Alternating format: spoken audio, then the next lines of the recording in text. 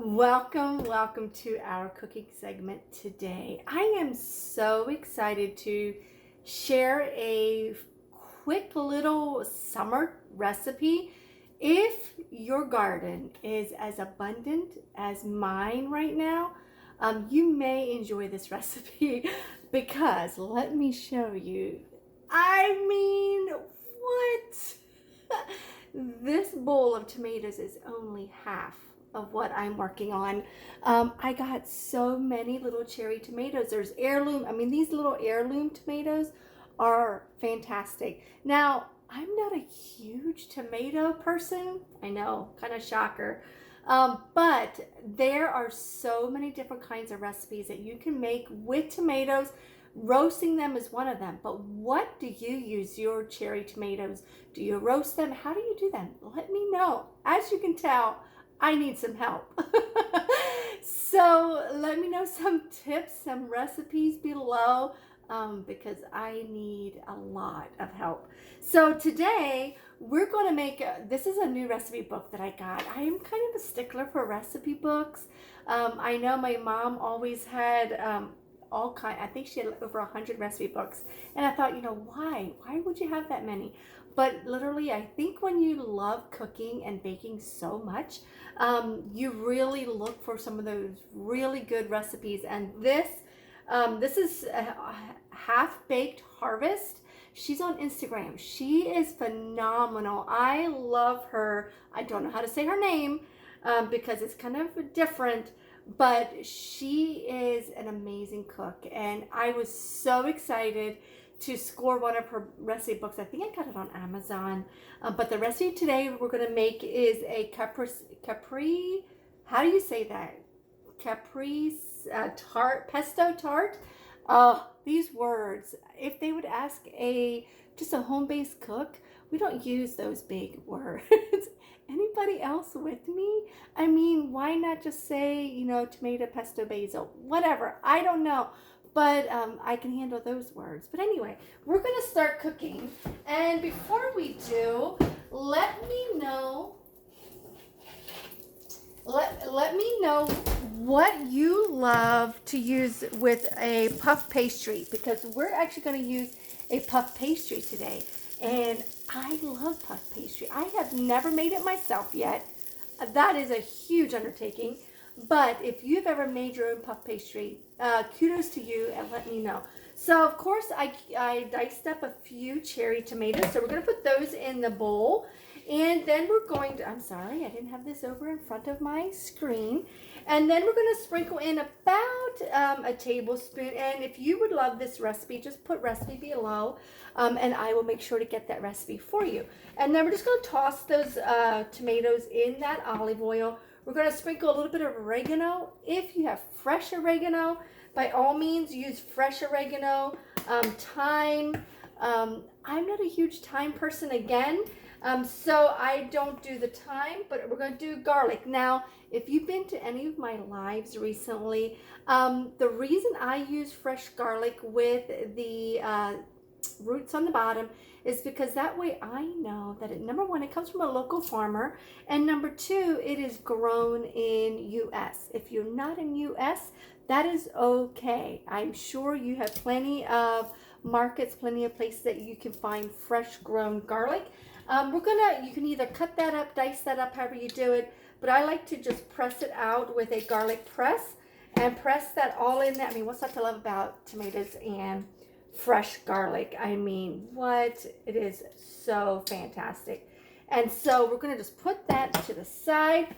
We're going to toss this all up. And now we're going to take our, salt and pepper yet, sorry.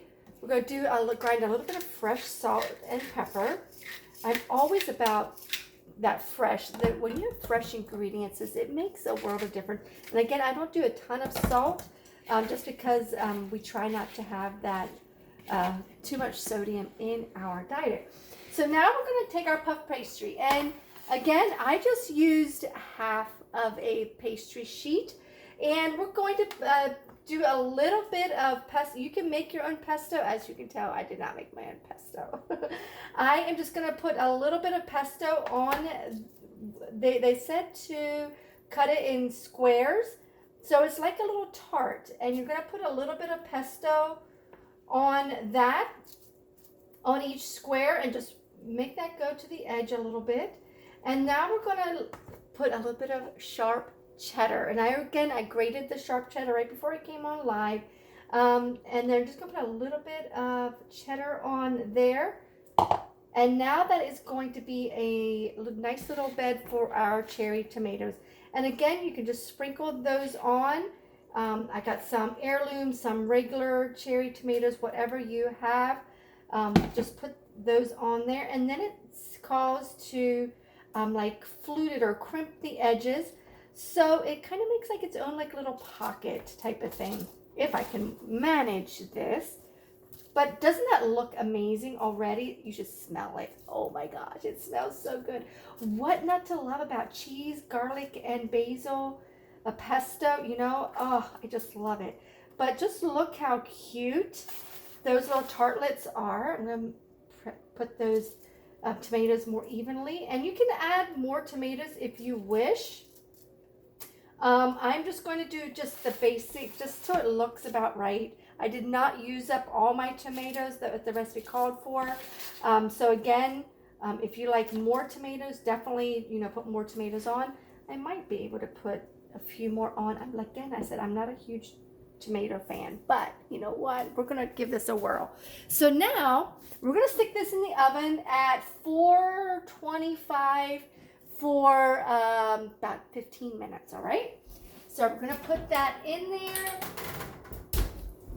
And I'm going to set my timer for 15 minutes. And that way we don't forget. And now we're going to finish this up. I did bake two little sheets before I came on live. I mean, it looks fantastic already. But there's some little garnishes that we're going to do to this. We're going to do this, is it burrata cheese? Have you ever had this? Oh, this is like a slice of heaven. You take this burrata cheese and you pull it apart, and it has this ooey gooey goodness on the inside. And you just put that over top of your, I'm gonna wash my hands, over top of your tart. And it's gonna kind of melt in around, and then you just put a little bit more pesto on the top of that, just to kind of garnish that. And have all that goodness just melt together. And then you can top it with a little bit of fresh basil. It's not that you have to, but I happen to have some on hand. And so we're just going to put a little bit of fresh basil on the top.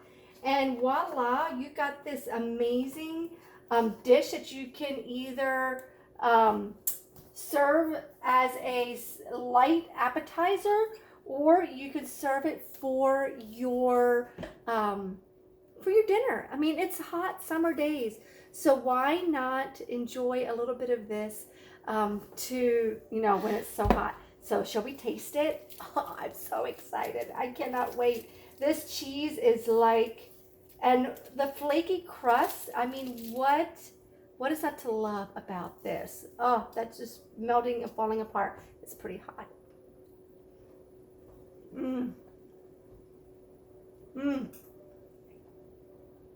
Now, I said I don't like tomatoes, but holy mackerel, this is amazing.